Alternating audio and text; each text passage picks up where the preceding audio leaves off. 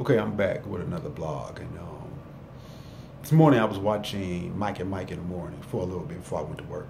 I don't watch much TV because I think TV is a bunch of fluff and bullshit for the most part.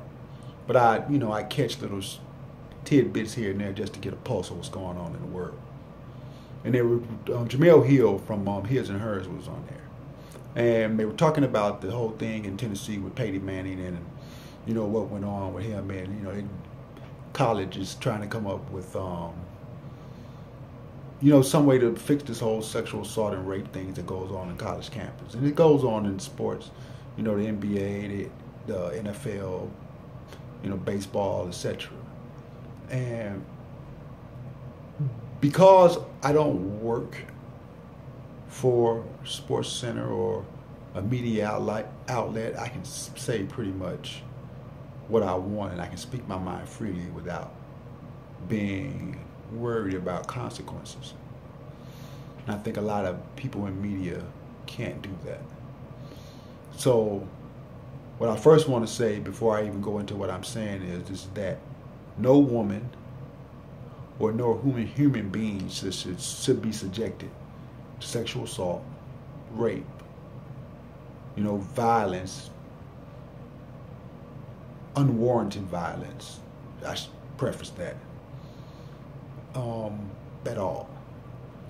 But what I would say to you women out there, you all want equal rights as human beings, and you have them. But you cannot continue to pick and choose when you want your equal rights to come into place. The same thing with black people wanting equal rights with black and whites. And I would say this when I'm saying about black people wanting equal rights and being equal to white people. You can't say in one breath, oh, police officers, etc., stop shooting unarmed black men. But in the same breath say, oh, it's fine, it's cool, and we're not marching them down the street when we're doing it to ourselves.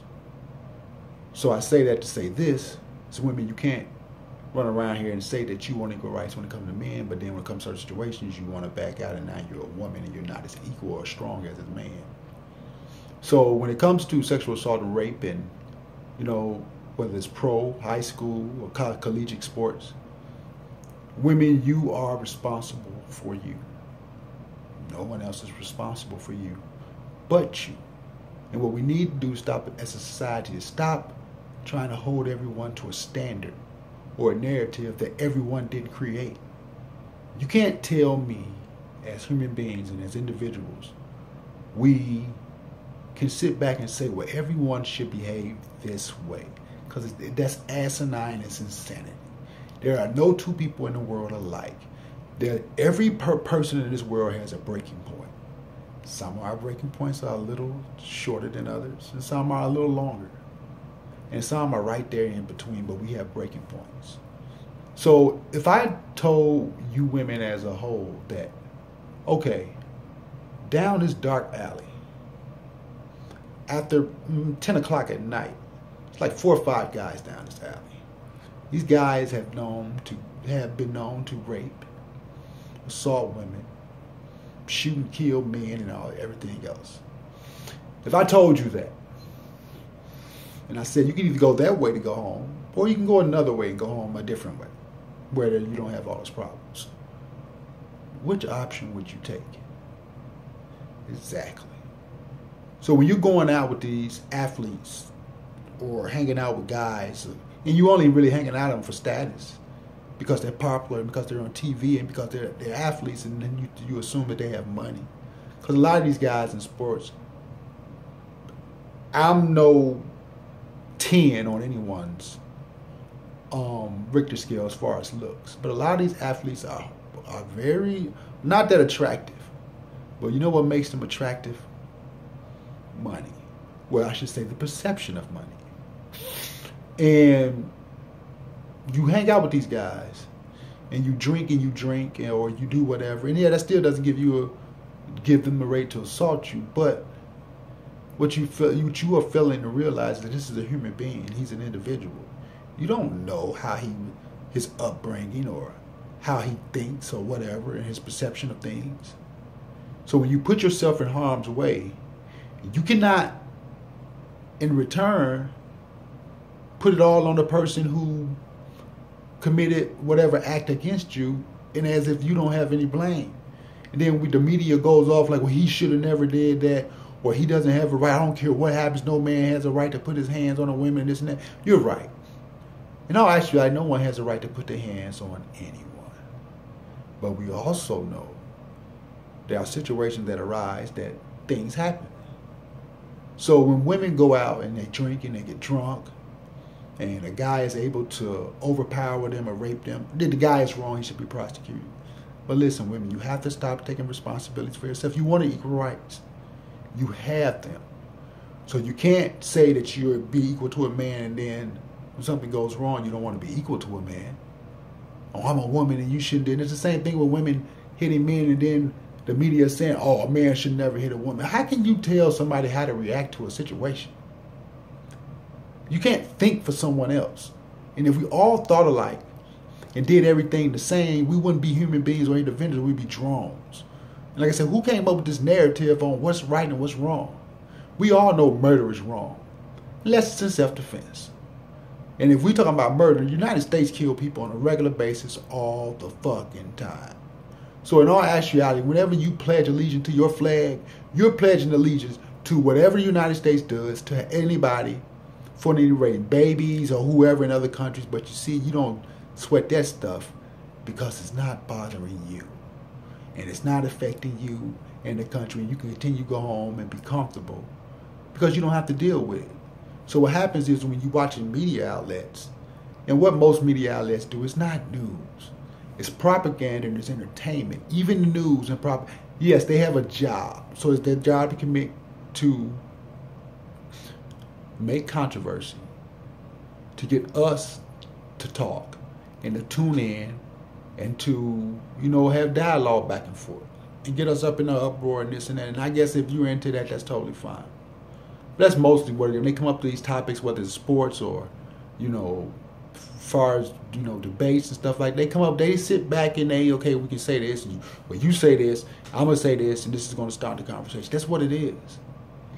But when it comes to women and sexual assault and rape and stuff like that, you have to start taking responsibility for yourselves. And then there's women who out here accuse men of rape, and men go to jail, or their careers are, over or tainted by accusations. But nothing ever happens to the women. And what I can tell you that would fix this for sure, especially on college campuses, if you start with this, and you put this in one of the laws of coming to, the school, anyone here that rapes or sexual assaults anyone, you will be prosecuted, and you'll be done with school, and and also, if it's scholarship, you have to pay out that tuition, regardless, even though we kicked you up out of here. Or whatever.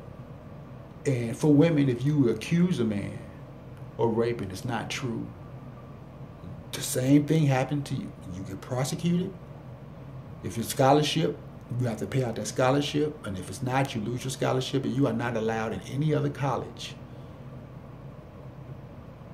Maybe, I wouldn't say forever because people change and you get a chance to redeem yourself. But give them a, 2 or 3 year probation and not going to any other Division I college period. If that's what you're doing. And women, going to a man's hotel room or dorm room at 1 or 2 o'clock in the morning, what do you honestly think he wants? To play Scrabble? To ask you how your family doing?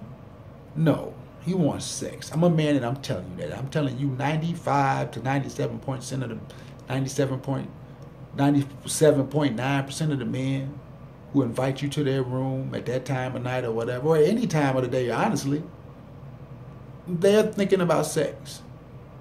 And for you women, don't be so naive to think when any man approaches you on any level, and especially if you all are single and is on an attraction level, the first thing in his mind, he's not thinking, I wonder what she's thinking about, or does she have a degree? No, we are thinking about sex.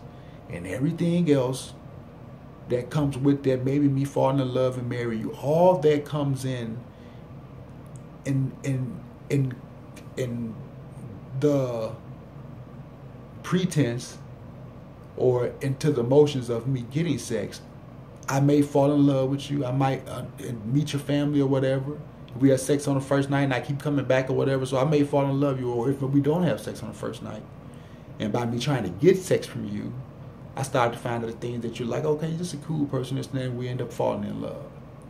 So that's how that works, period. Don't let nobody tell you anything different.